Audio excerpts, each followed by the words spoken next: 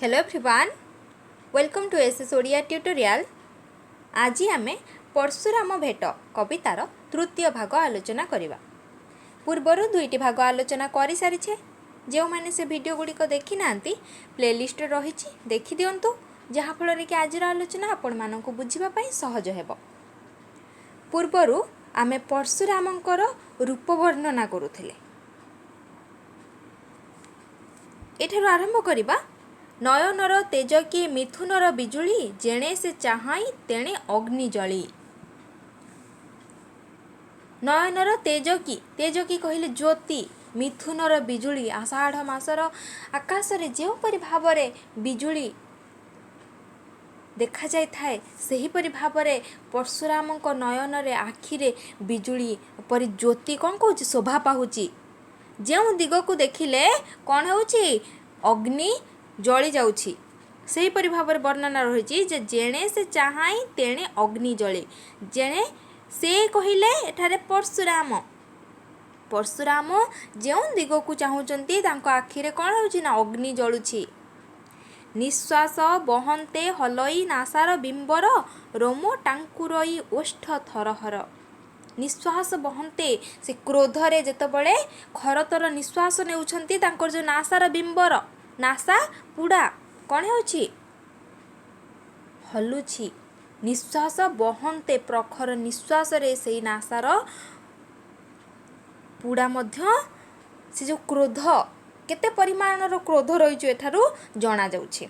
जे रोम टांकुरई से क्रोधरे तांको रोम मध्य टांकुरी होउछि आ ओष्ठ मध्य थरहर हेउछि। समुद्र कूले कि अगस्थी आसी होए, देखिन सन्यहि जे कले महाभय। अगस्ती होउछन्ति प्राचीन ऋषि। ए अगस्ती मुनि समुद्र कूल पहुँचिकी से जो समग्र समुद्र अच्छी समग्र समुद्र को से कौन कर पी देथिले। जोपरि भाव ए क्रोधी ऋषि अगस्ती समुद्र कूल पहुँचिले समुद्र को भय लगे, समस्त भयभीत हो जाती। सेहीपरि भाव सैन्यहि सैन्य माने मध्य महाभय हो जाइछन्ति जेतबळे परशुरामंकर आगमन देखिछन्ति।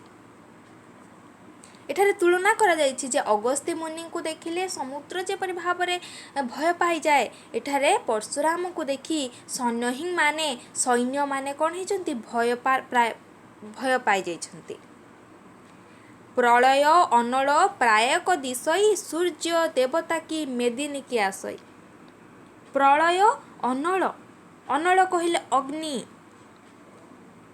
जेपरि भाव प्रलयर अग्नि परि देखा जाउछि, एपरि भाव परशुरामकर ज्योति केवल अग्नि नुह, प्रलयर अग्नि जोपरि भाव अग्नि प्रलयमुखी हेले जेते अधिक रु अधिक उत्तप्त आकार रूप धारण करि थाए, एहीपरि भाव परशुराम कौन करछन्ति क्रोधान्वित जो आगमन ताहा प्रलयर अग्नि परि देखा जाउछि। जेपरि भाव मने होउछि सूर्य देवता मेदिनी को ए पृथ्वी को ए धरा को आसिछन्ति। बल ओगालीन अछई देव प्रसूधर, शुणी दशरथर उड़ई साहस। बल ओगालीन, बल कहले प्रतिरोध करी बाट को अटकाइबा। ओगालीन कहले प्रतिरोध, बाट को अटकाई देइछन्ति। किए अटकाई देइछन्ति ना प्रसूधर। प्रसूधर कहले परशुराम। जेतबळे सैन्य माने आसी नृपवर को एक कथा कहिछन्ति जे सैनी पकाई जे कहिले नृपवर। सैन्य माने जेतबळे नृपवर राजा दशरथ को जणाइछन्ति जे परशुराम आसिकी बाटरे अटकाइछन्ति, से समय रे दशरथंकर उड़ई साहस। दशरथ पूर्वर जो अमंगलर दृश्य देखि आसीथिले एवं कुलगुरु वशिष्ठ पाखर जेतबळे शुणिथिले जे परशुराम कथा, से सेतबळे भय पाई जाइछन्ति। एवं परशुराम जेतबळे सेही स्थान को आसिलेनी, से कथा शुणिकी तांकर कौन होइछि भय होइछि।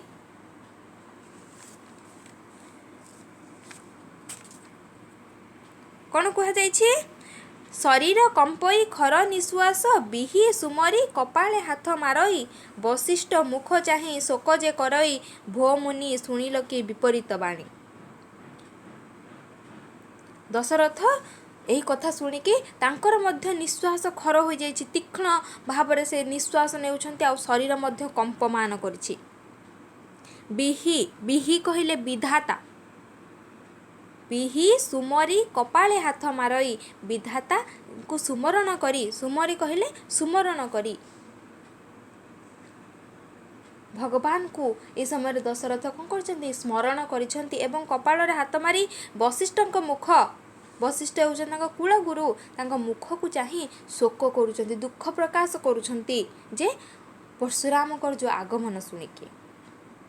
ଆଗେ ଓଗାଳିଣ ଅଛଇ ପ୍ରସୁମଣି କିମ୍ପାଇଁ ଅଇଲେ ଯେ କାରଣ ଏଥେ କିସ ଏଥକୁ ଉପାୟ ମୋତେ କହ ବ୍ରହ୍ମଶିଷ।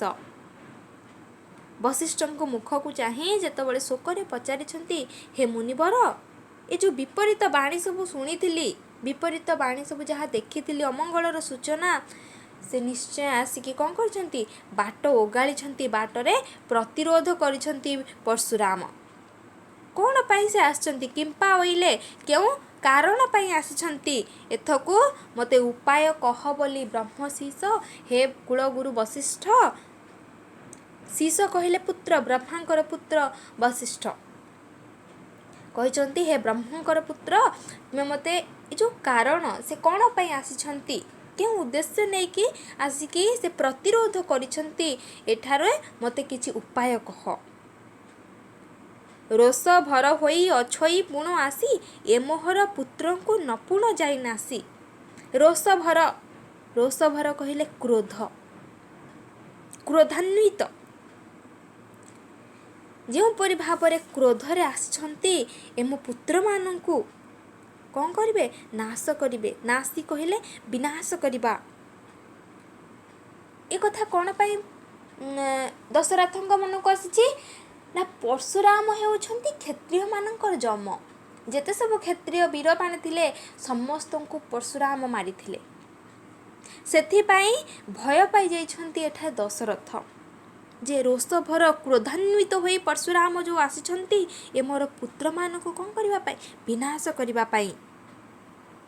କି ବୁଦ୍ଧି କରିବି କହସି ବିଚାରି ଶୁଣିଣ ବୋଲୋଇ ବଶିଷ୍ଠ ତପଚାରି। କି ବୁଦ୍ଧି କରିବି, କ'ଣ ଉପାୟ କରିବି?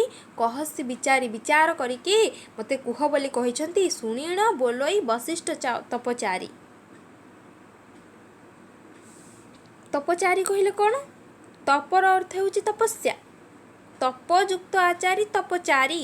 ଆଚାରୀ କହିଲେ ଆଚରଣ କରନ୍ତି, ତପସ୍ୟା ଯେ ଆଚରଣ କରନ୍ତି, ମୁନି ତପଚାରୀ ବଶିଷ୍ଠ ମୁନି ଏଥିରୁ ବିଚାର କରିକି କହିବା ପାଇଁ କହିଲେ, ନା ପ୍ରସୁ ଅଇଲାକ ବୀରତୁର ଶୁଣି ଚାଲ ପ୍ରବୋଧ କରିବା ନୃପମଣି।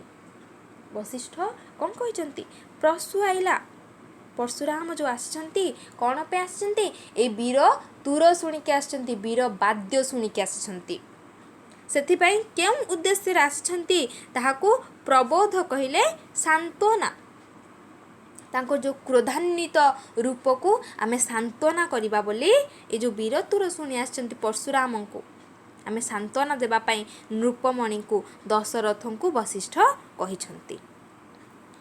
ଜେବଣ ଉପସର୍ଗ ଦେଖିଲୁ ତୁ ଆଜ ପ୍ରତ୍ୟକ୍ଷେ ଆସି ତୋତେ ଫଳିଲା ମହାରାଜ। ମୁହିଁ ଯେ ବୋଇଲି ପ୍ରସୁ ଏଥେ ଥାଇ ତାହାକୁ ଏଥେ ଭେଟ ନୋହିଲେ ଭଲ ହୋଇ। ଜେବଣ ଉପସର୍ଗ ପୂର୍ବରୁ ଆମେ ଆଲୋଚନା କରିଛେ। ଉପସର୍ଗର ଅର୍ଥ ହେଉଛି ଅଶୁଭ, ବିପଦ। ଏ ଯେଉଁ ଲକ୍ଷଣମାନ ଦେଖିଲୁ ତୁ ଆଜି ପ୍ରତ୍ୟକ୍ଷରେ ଆସି ତୋତେ ଫଳିଲା ମହାରାଜ। ସେଇ ଯେଉଁ ଅମଙ୍ଗଳ, ଯେଉଁ ବିପଦ, ଯେଉଁ ଅଶୁଭର ସୂଚନା, ତାହା ବର୍ତ୍ତମାନ କ'ଣ ହେଇଛି? ପ୍ରତ୍ୟକ୍ଷରେ ଆସିଛି। ମୁହିଁ ଯେ ବୋଇଲି ପ୍ରସୁ ଏଥେ ଥାଇ ତାହାକୁ ଏଥେ ଭେଟ ନୋହିଲେ ଭଲ ହୋଇ। ବଶିଷ୍ଠ ଏଠାରେ କହୁଛନ୍ତି, ମୁଁ କହୁଥିଲି ପରଶୁରାମ ଏହିଠାରେ, ଏହି ସିଦ୍ଧବନରେ ସେ ଆଶ୍ରମ ଗ୍ରହଣ କରି ରହିଛନ୍ତି, ତାହାଙ୍କୁ ଯଦି ଭେଟ ନ ହୁଏ ତାହେଲେ ଭଲ ବୋଲି ମୁଁ କହୁଥିଲି। ଏ କଥା ବଶିଷ୍ଠ ଦଶରଥଙ୍କୁ କହୁଛନ୍ତି। ଦଇବର କଥାକେ କରିବ ଆନ ଚାଲ ପ୍ରବୋଧିବା ରେଣୁକା ନନ୍ଦନ। ଏଠାରେ ବଶିଷ୍ଠ କ'ଣ କହିଛନ୍ତି? ଦୈବର କଥା, ଭଗବାନଙ୍କ କଥା ବା ଈଶ୍ୱରଙ୍କ କଥା କେବେ ଆନ ଯାଏ ନାହିଁ, କେବେ ବୃଥା ଯାଏ ନାହିଁ। ଏବେ ଚାଲ ଆମେ ତାଙ୍କୁ ପ୍ରବର୍ତ୍ତାଇବା। କାହାଙ୍କୁ ପ୍ରବର୍ତ୍ତାଇବା? ନା ରେଣୁକା ନନ୍ଦନଙ୍କୁ। ରେଣୁକା ନନ୍ଦନ ହେଉଛନ୍ତି ପରଶୁରାମ। କଥା ହୁଅନ୍ତେଣ ମିଳିଲେ ପରଶୁଧାରୀ, କାଳଦଣ୍ଡ ପ୍ରାୟକେ ଅଛଇ କୋଠାରୀ। ଯେତେବେଳେ ଦଶରଥ ଆଉ କୁଳଗୁରୁ ବଶିଷ୍ଠଙ୍କ ଭିତରେ ଏସବୁ କଥାବାର୍ତ୍ତା ଚାଲିଥିଲା, ସେଇ ବାର୍ତ୍ତାଳାପ ମଧ୍ୟରେ ପରଶୁଧାରୀ ଆସି ସେଠାରେ ମିଳିଲେ। ସେଇ ପରଶୁଧାରୀ ପରଶୁରାମ ଆସିକି ସେଠାରେ ପହଞ୍ଚିଲେ, ଉପସ୍ଥିତ ହେଲେ। କାଳଦଣ୍ଡ ପ୍ରାୟକ ଅଛଇ କୋଠାରୀ। କୋଠାରୀ କହିଲେ ଟାଙ୍ଗିଆ। ସେ ତାଙ୍କର ଯେଉଁ ଅସ୍ତ୍ର ରହିଛି, ଟାଙ୍ଗିଆ ରହିଛି, ତାହା କାଳଦଣ୍ଡ ପ୍ରାୟକ ମୃତ୍ୟୁ ପରି ତାହା ରହିଅଛି ତାଙ୍କ ସହିତ। କୋପ କରିଣ କାମୋଡ଼ଇ ଅଧର, ରାଗେଣ ଦେହ କମ୍ପଇ ଥରହର। କୋପ କହିଲେ କ୍ରୋଧ। ଏତେ ମାତ୍ରାରେ କ୍ରୋଧ କରିଛନ୍ତି ଯେ ସେଇ କ୍ରୋଧକୁ କମେଇବା ପାଇଁ ସେ କ'ଣ କରୁଛନ୍ତି? ତାଙ୍କ ଅଧର କହିଲେ ଓଷ୍ଠକୁ ସେ କାମୁଡ଼ିଛନ୍ତି। ରାଗେଣ ଦେହ କମ୍ପଇ ଥରହର, ଏବଂ ଏତେ ରାଗରେ ତାଙ୍କ ଦେହ ମଧ୍ୟ କମ୍ପନ କରୁଛି। ଦେଖି ଦଶରଥ ଯାନରୁ ଉତରି, ଭୃଗୁପତି ଚରଣେ ନମସ୍କାର କରି।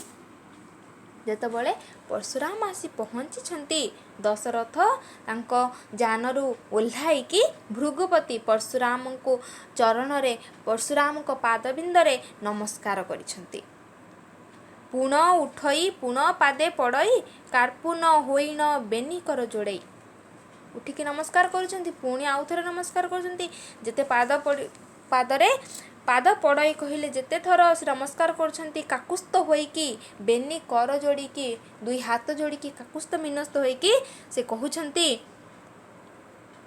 ଭୋ ମୁନି ଦିଶିଲା ଏ ମୋହର ପୁଣ୍ୟ, ଯହୁଁ ଦେଖିଲି ମୁଁ ଯମ ଦଗ୍ନିର ନନ୍ଦନ। ହେ ମୁନିବର, ମୋର ଆଜି ପୁଣ୍ୟ ହୋଇଛି। କିପରି ଭାବରେ? ନା ତୁମକୁ ଦେଖିଲି ବୋଲି।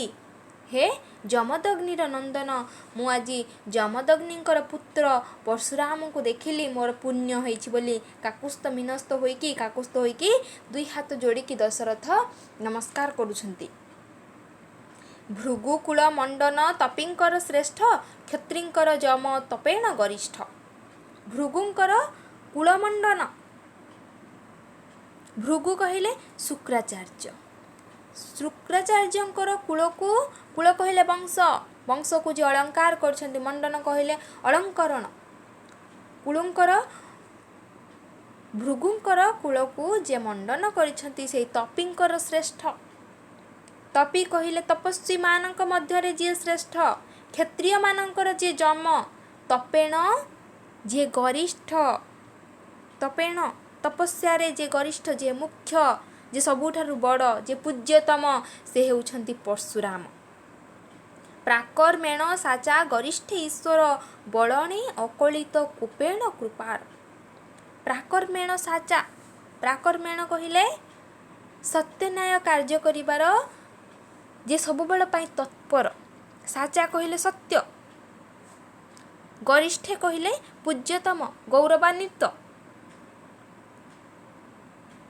ବଳଣେ ଯିଏ ଅକଳିତ, ବଳ ଯାହାଙ୍କର ଅଗଣିତ, ସେ ହେଉଛନ୍ତି କୋପେଣ ଯିଏ କୃପାର।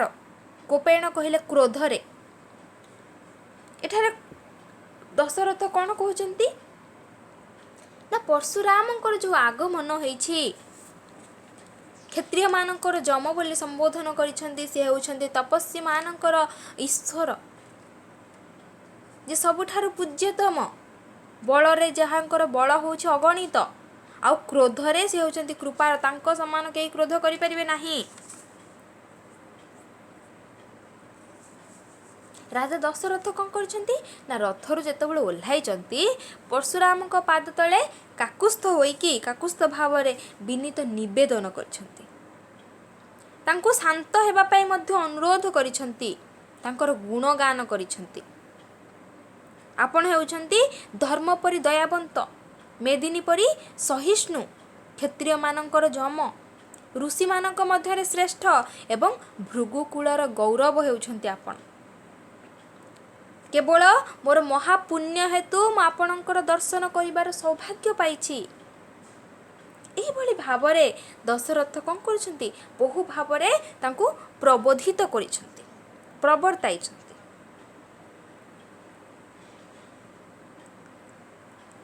ତାପରେ କ'ଣ ହେଇଛି ନା, ଦୟା ଏଣ ଧର୍ମ ସହନ୍ତେଣ ମେଦିନୀ, ଜୟ ଜୟ ପର୍ଶୁଧାର ମହିମା ତୋର ଧନୀ। ଦୟା ଏଣ ଧର୍ମ, ଧର୍ମ ପରି ଯେ ଦୟାବନ୍ତ, ସହନ୍ତଣ ମେଦିନୀ ଏଇନା କହିଲେ ଯେ ମେଦିନୀ ପରି ଯେ ସହିଷ୍ଣୁ, ଜୟ ଜୟ ପର୍ଶୁଧରି ମହିମା ତୋର ଧନୀ। ଏହି ସେଇ ପରଶୁରାମଙ୍କର ଯେଉଁ ଜୟଗାନ କରି ତାଙ୍କର ମହିମାକୁ ଧନ୍ୟ ଧନ୍ୟ ବୋଲି ଏଠାରେ ଦଶରଥ କହିଛନ୍ତି। ଯେତେକ ଯେ ପାପ ଥିଲା ଏ ମୋହର ଅଙ୍ଗେ, ତୋତେ ଦେଖିଣ ଯେ କଲି ଗଙ୍ଗେ। ଯେପରି ଭାବରେ ଗଙ୍ଗାରେ ସ୍ନାନ କଲେ ସମସ୍ତ ପାପ କ୍ଷୟ ପାଏ, ସେହିପରି ଭାବରେ ତୋର ଦର୍ଶନରେ, ପରଶୁରାମଙ୍କ ଦର୍ଶନରେ ଏଠାରେ ଦଶରଥ କହୁଛନ୍ତି, ସେହିପରି ଭାବରେ ସମସ୍ତ ପାପ ମୋର ଅଙ୍ଗରୁ, ମୋର ଶରୀରରୁ ସମସ୍ତ ପାପର କ୍ଷୟ ଘଟିଛି। ବ୍ରହ୍ମଣେ ବ୍ରହ୍ମ ତୁ ଯୋଗେଣ ଯୋଗେଶ୍ୱର, କ୍ଷତ୍ରିବୃତ ପଣେ ଅଟୁ ତୁ ଚକ୍ରଧର। ବ୍ରହ୍ମମାନଙ୍କର ବ୍ରହ୍ମ ତୁ ଯୋଗେଶ୍ୱର, ଯେ ଯୋଗ ବିଦ୍ୟାର ଈଶ୍ୱର ସେଇ ମହେଶ୍ୱର।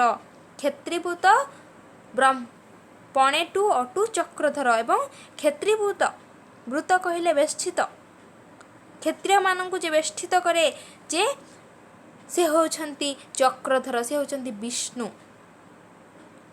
ମୋହର ଉତ୍ସବ ଯେ ପୁତ୍ରଙ୍କର ବିଭା, ଦୟାକରି ଦେଖି ଅଇଲୁ ତୁ ଅବା। ମୋର ଆଜି ଯେଉଁ ବୀରତ୍ୱର ବାଜିବାର ଯେଉଁ ଉତ୍ସବ ହେଇଥିଲା, ତାହା ଥିଲା କ'ଣ ନା, ମୋ ପୁତ୍ରମାନଙ୍କର ବିଭାଘର ଥିଲା, ତାହା ଦେଖିକରି ଆସିଅଛୁ।